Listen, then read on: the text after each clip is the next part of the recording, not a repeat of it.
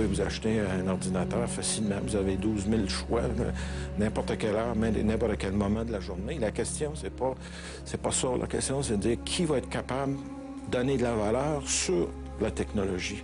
C'est pas la technologie que vous achetez ce que la technologie transporte, ce que la technologie vous permet de faire. Et à partir du moment où vous avez un gros client, consommateur ou finalement un gros développeur qui dit voici ce à quoi je vais utiliser la technologie, bien là, tout à coup, vous avez un raz-de-marée. Les technologies qu'on est en train d'implanter et d'adopter dans les entreprises sont des technologies qui existent déjà depuis plusieurs années. Le gros changement, c'est que tout à coup, on remarque un vent d'adoption beaucoup plus important que ce qu'on avait observé au début des années 90. Et le taux de pénétration des technologies est tel qu'on devrait observer sous peu des changements importants dans la structure même des entreprises et les fonctions que les employés auront à réaliser à l'intérieur des entreprises.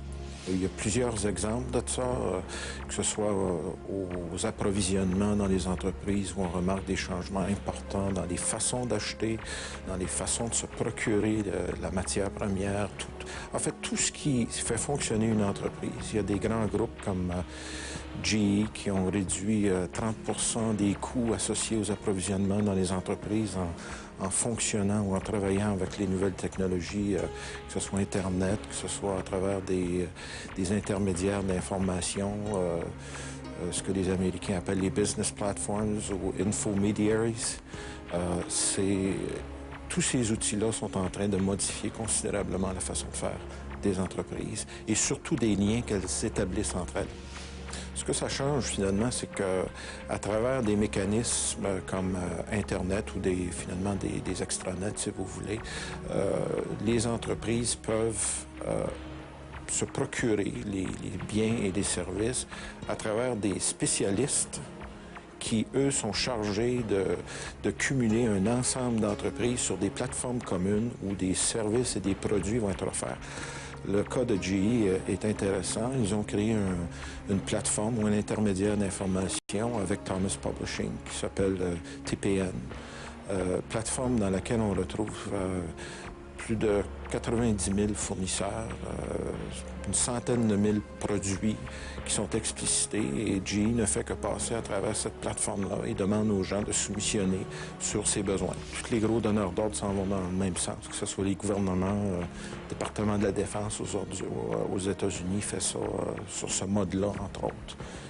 Daimler-Benz, tous ceux qui vont vouloir travailler avec Daimler-Benz vont travailler de façon électronique sur des plateformes qui sont créées d'ailleurs à une de ces plateformes-là. C'est une plateforme de communication qui s'appelle ANX, Automotive Network Exchange, qui est une plateforme développée par Bell, puis qui a été adoptée par le secteur de l'automobile et à l'intérieur duquel se retrouvent une trentaine de mille partenaires industriels qui vont communiquer ensemble, puis qui vont partager de l'information technique, l'information commerciale, jusqu'au branchement des concessionnaires d'automobiles.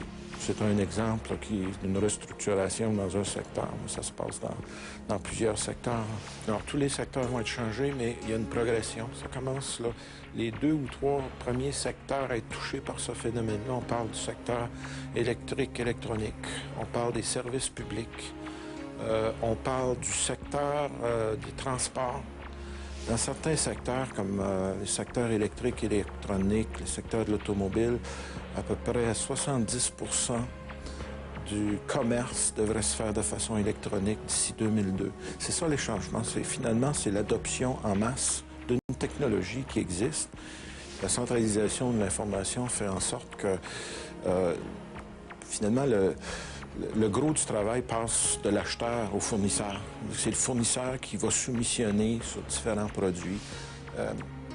Les entreprises, là, comme la Défense, ont créé des sites qui permettent carrément à des ordinateurs de soumissionner et qui a réduit le cycle de soumission de 3 semaines à 3 heures sur des pièces précises. Vous savez, 85% des pièces composantes, tout ça, c'est standard dans l'industrie. C'est-à-dire que vous n'avez pas à redessiner tous les fois, là. Une fois que votre ordinateur est soumissionné sur une pièce, il s'en souvient. Vous rentrez chez vous le matin, vous rentrez dans votre shop le matin, votre ordinateur va vous dire « Moi, j'ai soumissionné sur pièce X, Y, Z, j'ai eu tel contrat, tel contrat, tel contrat. » L'ingénieur n'est requis que pour le premier produit que l'ordinateur va faire. Suite à ça, c'est fini. L'ingénieur va être interpellé que pour les produits que l'ordinateur ne reconnaît pas. Alors, il y a beaucoup de travail qui va se faire maintenant sous forme virtuelle. Regardez les plans d'ingénierie, par exemple, qui se réalisent, là, que ce soit au niveau de la conception des produits, des automobiles, des avions, de la simulation d'usine. Tout ça, ça se faisait physiquement avant. Maintenant, on peut construire un avion virtuel en sachant qu'il va voler.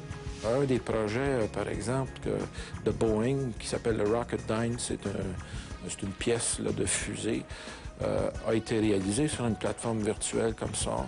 Et on parle de réduction du temps de conception de 50 %, de réduction des coûts de fabrication de 63 %, donc des chiffres excessivement significatifs, parce qu'on peut travailler ce qu'on appelle un Internet Notebook, donc une plateforme virtuelle où les gens travaillent ensemble.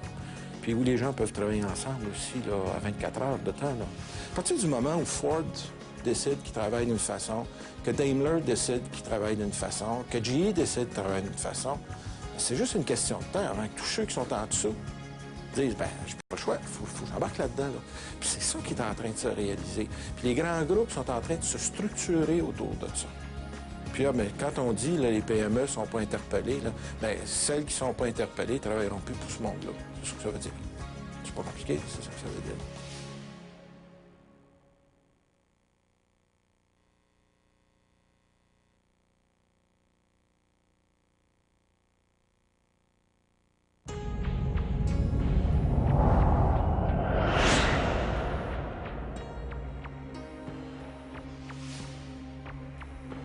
La vitesse du changement va exiger une capacité pour les entreprises d'entreprendre non seulement des modifications importantes au niveau de la vision, de la façon de faire des affaires, mais aussi au niveau de la capacité interne de modifier les compétences et les structures, parce que c'est à travers ça que les entreprises vont pouvoir réaliser le plein potentiel qu'offre le commerce électronique.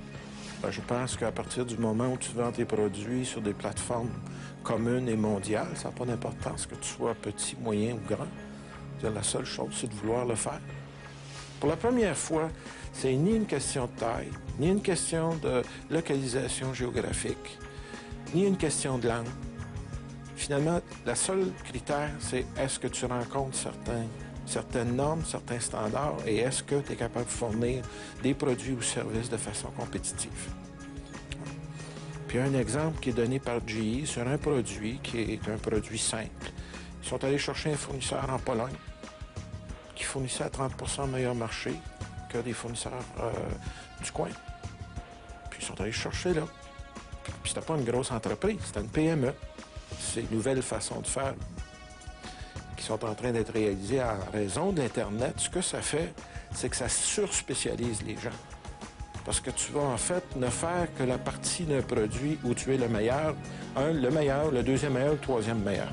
Ce qui est un peu la philosophie de Jack Welch de GE, quand il a dit « Étudions nos chaînes de produits, puis quand on n'est pas premier, deuxième ou troisième meilleur au monde, on sort de là. » Et donc ça, c'est un peu la philosophie qui sous-tend le phénomène d'Internet. C'est-à-dire, dans un produit, dans une chaîne de produits, dans une activité donnée, si on n'est pas les meilleurs, on devrait sortir et laisser quelqu'un d'autre rentrer là.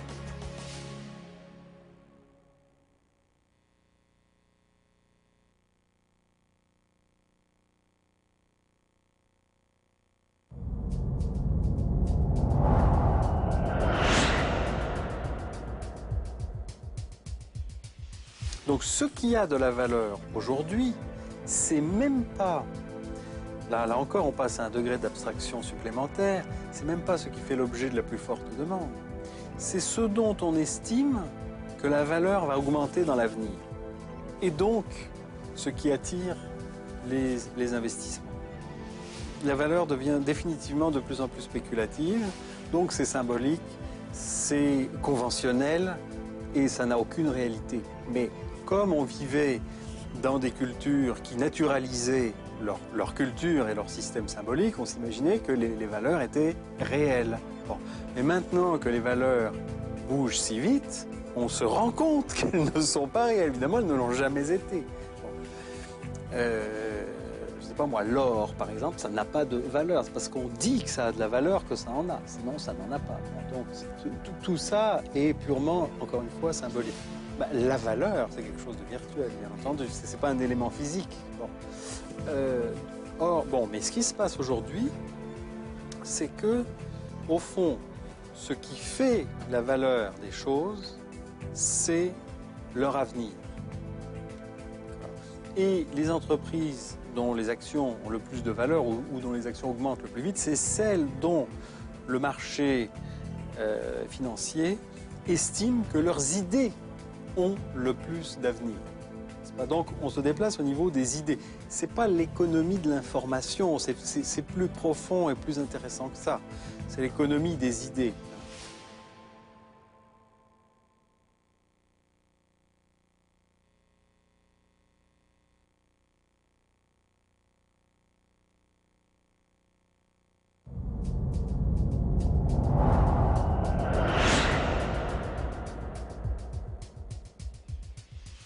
Cette notion d'accélération du changement ou de rupture, on la voit aussi dans le travail. Bon, on ne peut plus identifier notre activité au travail à un métier bien délimité et facilement identifiable. Et ce qui se passe aujourd'hui, c'est qu'on surfe sur des réseaux de compétences qui sont eux-mêmes en mouvance perpétuelle et on se redéfinit soi-même par rapport à ces réseaux de compétences. Ça, c'est une première chose. Deuxièmement, les modes de coopération sont en train de se transformer, ça tout le monde le remarque. Ils sont de moins en moins hiérarchiques, c'est-à-dire la coupure conception-exécution classique, de moins en moins cloisonnée, de moins en moins planifiable. Ça ne veut pas dire qu'il ne faut pas s'organiser, bien entendu, mais vu qu'on est dans une situation de mouvance continuelle, on est obligé, on ne peut plus planifier, on est obligé de se coordonner en temps réel pour faire face à une situation qui se transforme en temps réel. Et donc, on est obligé, tous les acteurs des entreprises sont obligés d'avoir très fort présent à l'esprit les buts de l'entreprise. Il faut qu'eux-mêmes se sentent responsables dans un équipage, n'est-ce pas, qui fait fonctionner un navire. Et puis si le navire s'écroule ou fait naufrage, ils sont tout à fait responsables, autant responsables que les autres, et ils bénéficieront des succès comme ils pâtiront des défaites. Vous voyez ce que je veux dire, hein. Bon. D'ailleurs, vous remarquerez que de plus en plus, d'abord surtout dans les entreprises de haute technologie, puis surtout concernant les cadres, mais maintenant, on rémunère de plus en plus les gens avec des stock options ou des participations plutôt que par un salaire, parce qu'on a bien compris que si les gens ne se sentaient pas responsables, ils étaient beaucoup moins efficaces. Alors, ça fait des modes de coopération beaucoup plus ouverts, beaucoup plus dynamiques, beaucoup plus denses, dans lequel la participation au réseau de coopération est beaucoup plus importante que l'appartenance stricte aux frontières ou à l'identité de l'entreprise. Par exemple, tel ou tel fournisseur ou tel partenaire peut être plus stratégique que quelqu'un qui est un simple employé de l'entreprise. Bon. Et puis aussi, donc c'est la participation à ce réseau coopératif qui est important dans le travail et pas tellement le fait d'être à l'intérieur des bâtiments de l'entreprise ou de travailler de telle heure à telle heure, etc. Vous voyez ce que je veux dire? Donc c'est ça la virtualisation des entreprises. C'est le passage à un niveau d'abstraction supérieur.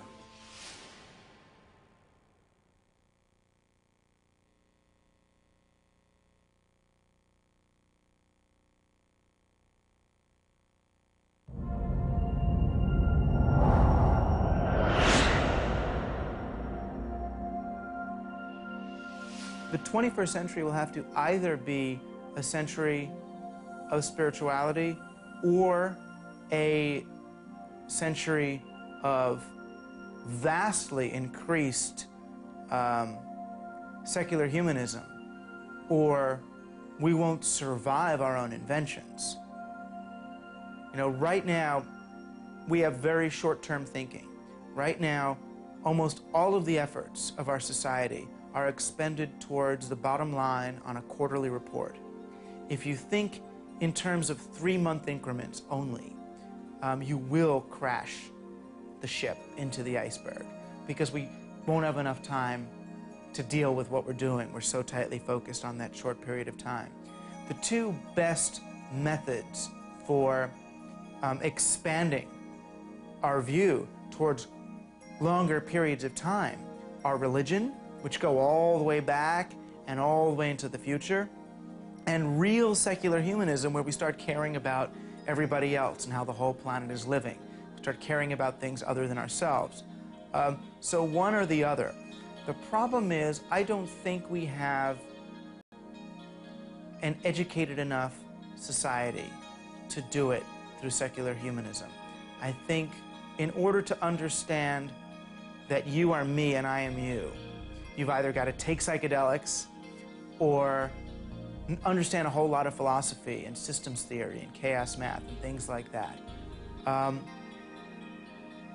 And we've gone so far astray in strident individualism in the market economy and the market culture that it's very hard for people to remember love and sharing and all that. So I think right now, spirituality is probably the easiest and quickest access to the sensibility of common goals, of projects that span generations, and of something being more important than my own personal survival.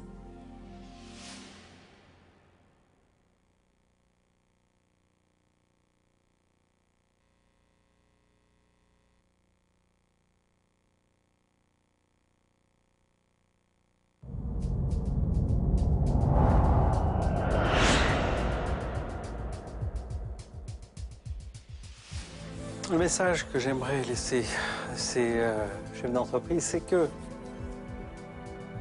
dans un monde qui est de plus en plus interconnecté et dans lequel les systèmes symboliques qui nous permettent de faire sens sont de moins en moins stables, nous devons réaliser que chacune de nos décisions contribue à créer ce qui va constituer le sens pour l'ensemble de la communauté humaine.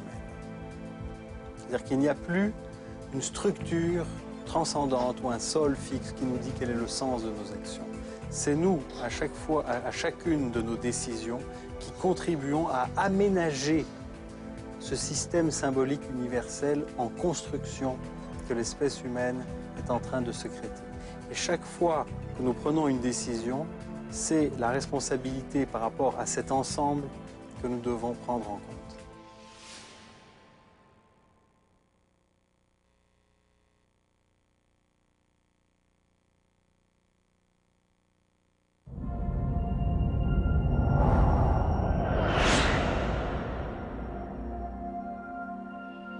The main function of the internet right now in our society is to serve as an investment vehicle. It's not about communications. Because really, if you look objectively at the development of interactive technology, there hasn't been one significant invention since 1995. All of the inventions of the internet, the email, the web, CUC-me, which is streaming video, everything that we know of as the internet was developed in universities and in the public sector. And then around 1994, when Netscape turned into a public company instead of a nonprofit part of a university, there hasn't been any significant movement forward. That's because we're not developing the internet anymore. What we're developing is a way to promote and extend capital. You know, the golden age has yet to come. We're just taking the baby steps. We've taken a detour now because there's a lot of people with a lot of money who see the story of the internet as a way to make money in itself. So no, the golden age of communications technology is still before us. a lot of very broadband pipe is being laid for purposes very different than what it will end up being used for. And the people who understand that this is not just about business, that this is about allowing people the ability to interact in new and meaningful ways, that interactive television is not going to be television shows that you click on sweaters and buy them, but rather it's going to look more like fantasy role-playing, where the users actually build the environments that you go into. The challenge of the so-called information age is for human beings to take some time for themselves. It's for people to restore ideas like Sabbath. Literally take one day off a week, and instead of going to the store that week with your kids or going to the mall, actually do something that doesn't involve buying or selling anything. The challenge in the information age is going to be resisting the temptations of a completely market-driven society. It's going to be discovering values, reasons to live other than to shop. It's not utopian to say it's possible, just possible, that we'll use the internet for something in addition to buying and selling stuff. That's not utopian. That's common sense. What I write about could only be considered the unintended effects of technology if you believe that the people who actually brought these technologies into being were the business people who implemented them. I don't believe, finally, that business people are ruling the earth. I don't believe that the media was actually put in place by William Randolph Hearst or Rupert Murdoch. I think that they were actually responding to an underlying organismic human need. I believe that real human intention has driven this thing, and although it has looked as if it has been put in place by business, although it looks as if these business people who are in the room listening to these words are actually building the internet, they are not. There's actually a tremendous human need for communication, to get these pipelines built, to build the neural network, the neural foundation of a global culture. And if these people who have the money to implement it need to be convinced that they're going to get rich doing it, let them be convinced that they're going to get rich doing it. They are the martyrs, in a sense, to a much grander human project. That's the way I look at it.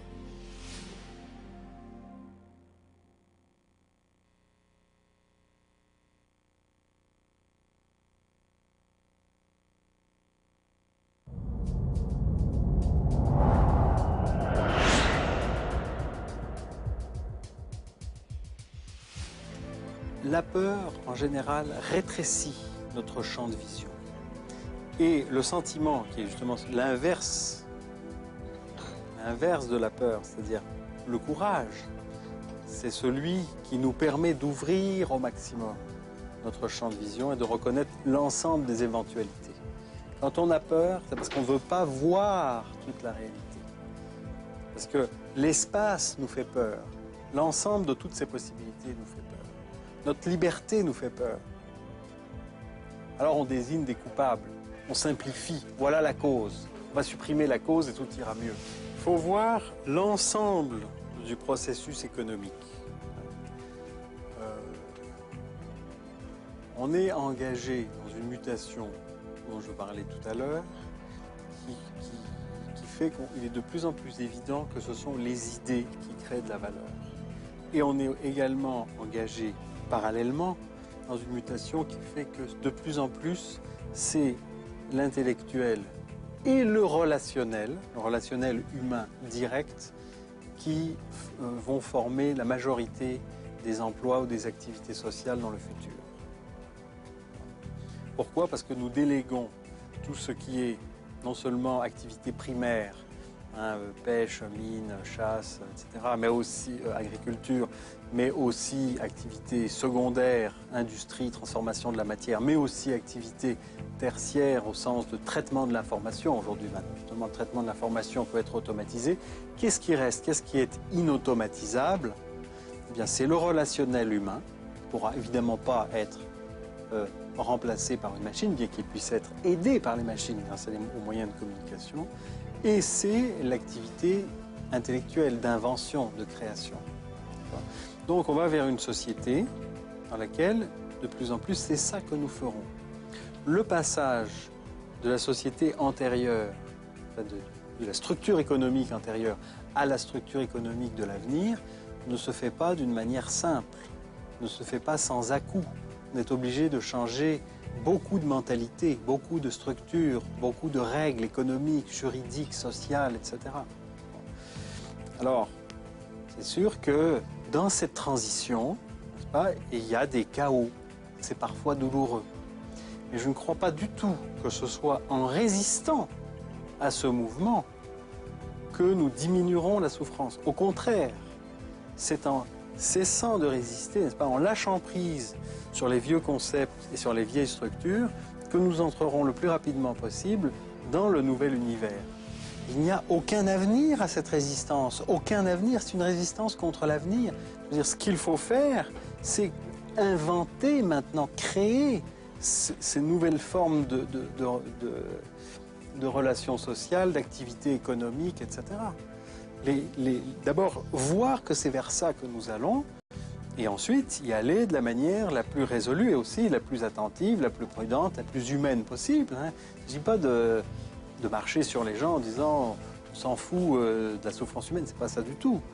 Mais c'est justement dans cette perspective, disons, compassionnée, que je ne crois pas qu'il faille résister ou s'arc-bouter sur les anciennes façons de faire.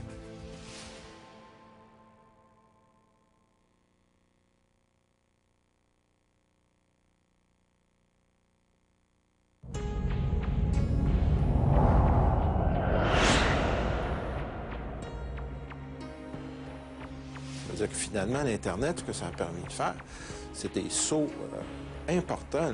La notion de saut quantique est là. C'est-à-dire qu'on passe d'une civilisation qui, en fait, avait très peu d'informations. Puis, vous savez, l'information, c'est ça la richesse. La richesse des individus, souvent, c'est mesuré en termes de la quantité d'informations qu'ils peuvent gérer, qu'ils peuvent absorber.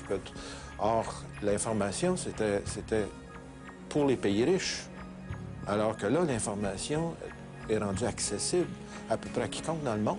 Il y avait des infos pauvres, il y avait des infos riches. Il n'y a plus de raison pour ça. Une chose que je n'ai pas mentionnée, c'est clair qu'on est dans une grande révolution au niveau des infrastructures, au niveau de la technologie, mais c'est peut-être la première révolution qui est accessible. La révolution industrielle supposait des usines énormes, des capacités de production énormes, des chaînes de montage énormes, des chaînes de distribution énormes. C'est pas tout le monde qui peut jouer dans ce jeu-là. Alors que la révolution dans laquelle on s'en va, c'est une révolution qui est beaucoup plus ouverte, beaucoup plus accessible. À partir du moment où vous avez une infrastructure de télécommunication, que vous pouvez brancher sur un satellite, et tout à coup, tout le monde vous est ouvert. Ce qui n'était pas le cas. C'est peut-être il y a plusieurs qui voient ça comme encore un mouvement qui va permettre à certains pays de s'enrichir et à d'autres pays de s'appauvrir. Mais je pense que ça peut être le contraire si effectivement il y a des étapes qui sont faites. Les Chinois appellent finalement l'infrastructure de l'information. Le terme qu'ils utilisent, c'est le Golden Web. Finalement, la notion que vous avez une grande toile d'araignée qui tout à coup va permettre à un pays de se faire connaître, de sortir, de communiquer, autre chose. Alors, il y a réellement, à mon avis, une démocratisation qui va se faire du savoir et du potentiel commercial dans le monde, dans la mesure où les gens décident de bien le faire.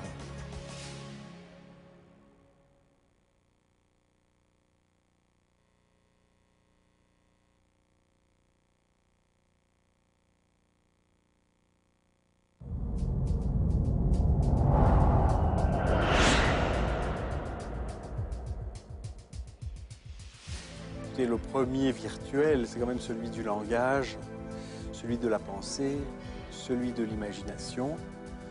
Et on sait bien que la manière dont on pense, dont on parle et dont on imagine les choses a de très grandes conséquences sur la manière dont on agit.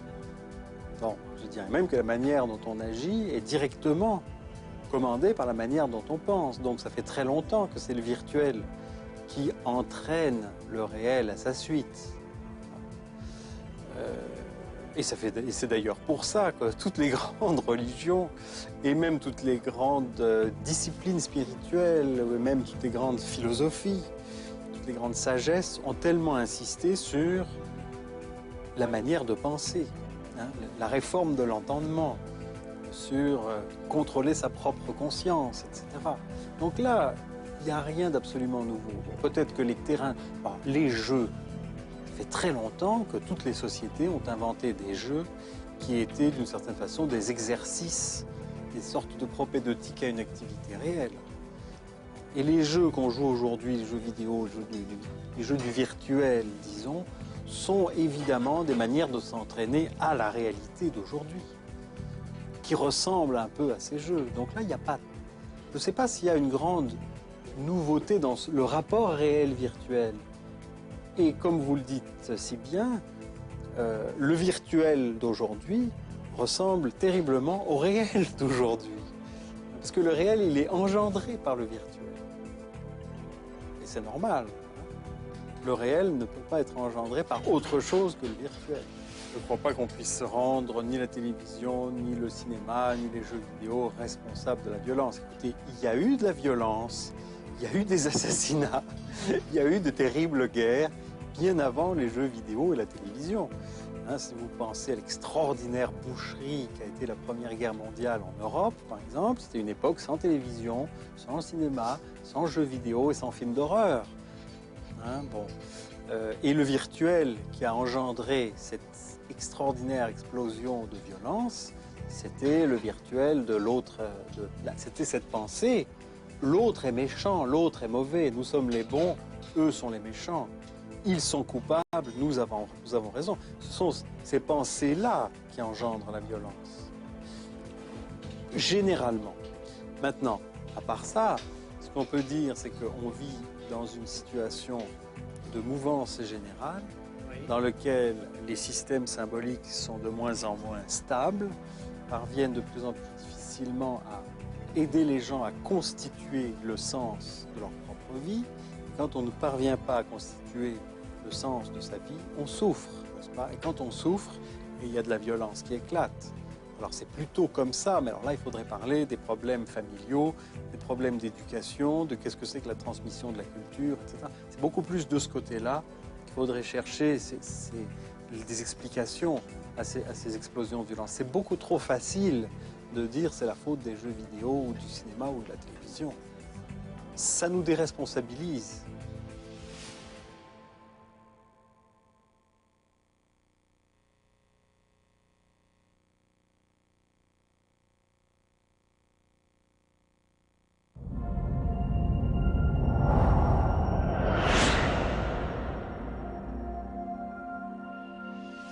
Technorealism was a group of people, mostly writers, in 1998, I guess, who felt that all of the debate and all of the discussion about the internet and about technology was very highly polarized. There were these people who were pro-technology, who were also very pro-business. They were what we call libertarians, you know. They believed in capitalism and growth and evolution and nature. They believed that nature should just be let run and that we should let technology grow and do whatever it wants to. Then on the other side, there were people who felt, oh, technology is evil and capitalism is evil and we should stop the technology and stop the market and create many, many laws and restrictions. And in that atmosphere, it was impossible to be excited about technology and cautious about how we implement technology. To be excited about the new possibilities for the economy and for markets and for jobs, yet concerned that we not become a society or a civilization that's only about money. To be happy about the opportunities that were being afforded many new people, but concerned about the people who were being left behind, who didn't understand literacy, much less media literacy or techno-literacy. So what we did was created a document that simply said, there is a way to have a balanced approach. We can be pro and concerned. We can be excited yet cautious. And this is not a paradox, that this is actually a more intelligent, normal, and ideally a fruitful way to approach what's happening to our society.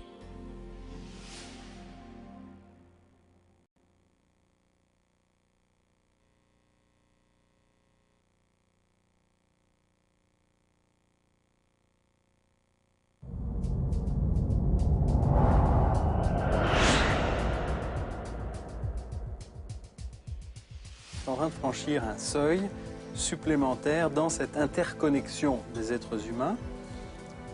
Cette fois-ci, non plus à l'échelle d'États, de royaumes ou de grands empires, mais carrément à l'échelle planétaire.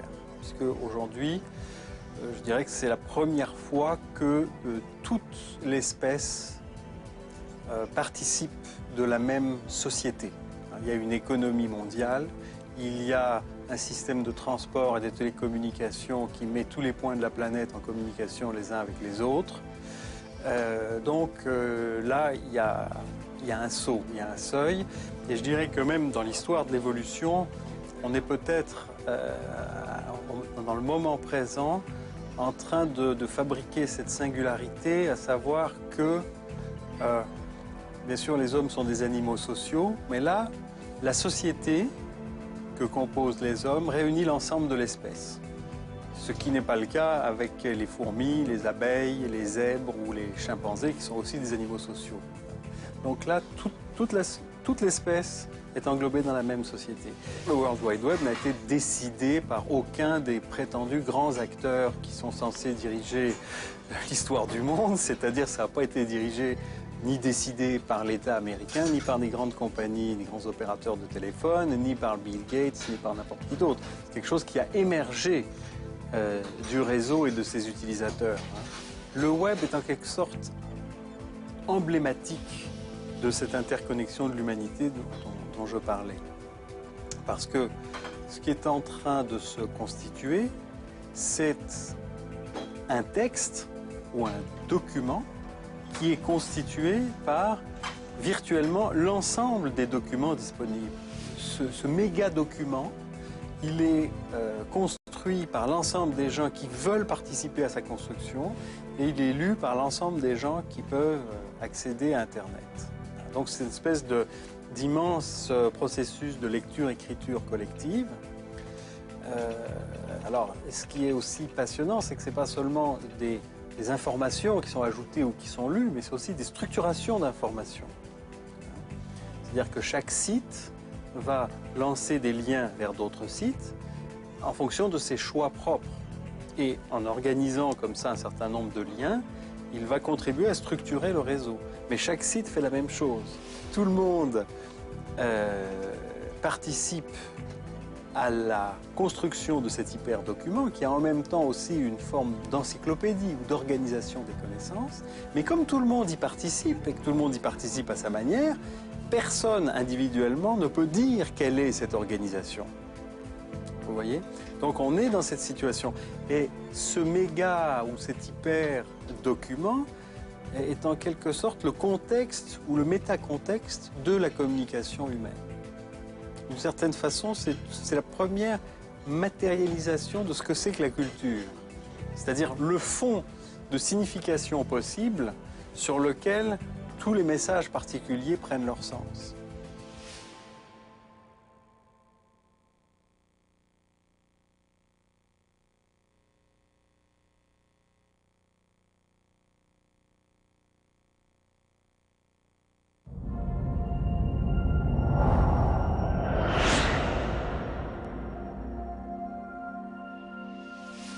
I'm always optimistic about the implementation of new technologies, especially when they're interactive in nature. I'm always excited when people have more of an opportunity to express who they are and to communicate with one another in meaningful ways.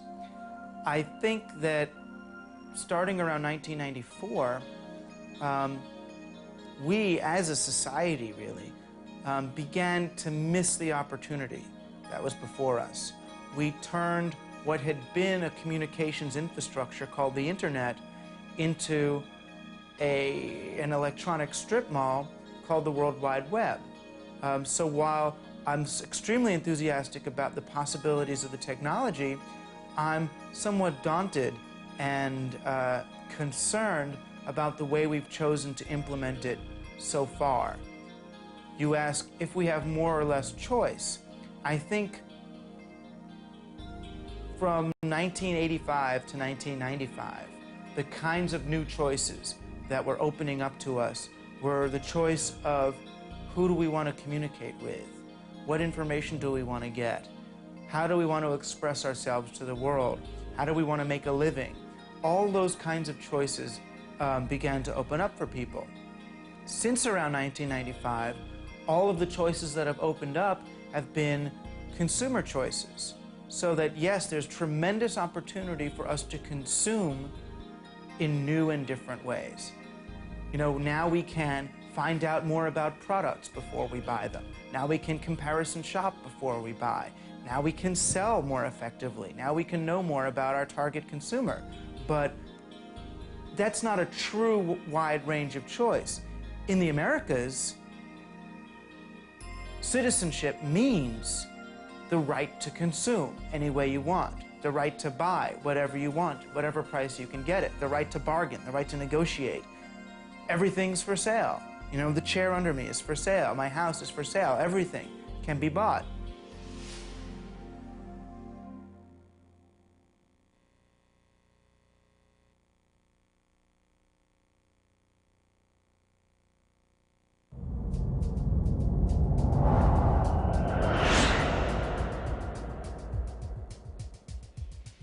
Vous mentionnez les deux grands échecs de la conscience, qui symbolisent le mieux les grands échecs de la conscience morale humaine au XXe siècle, savoir Auschwitz et Hiroshima.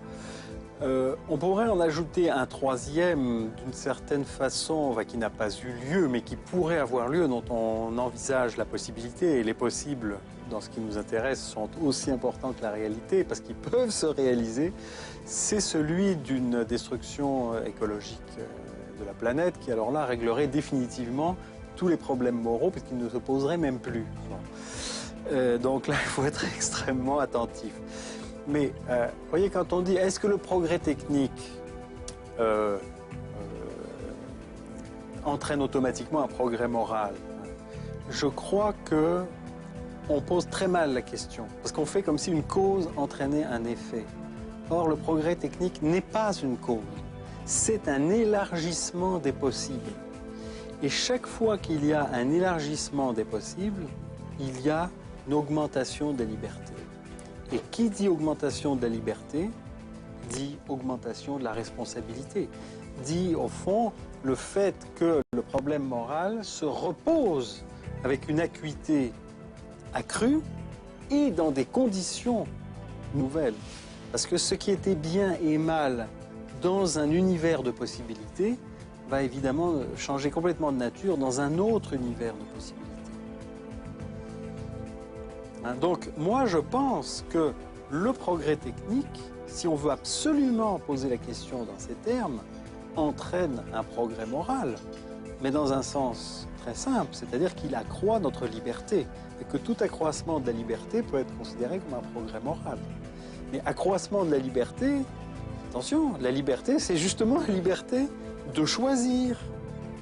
D'accord? Et non seulement de choisir entre le bien et le mal, mais surtout de choisir entre différentes conceptions du bien et du mal. En fait, c'est même pas choisir, de les inventer.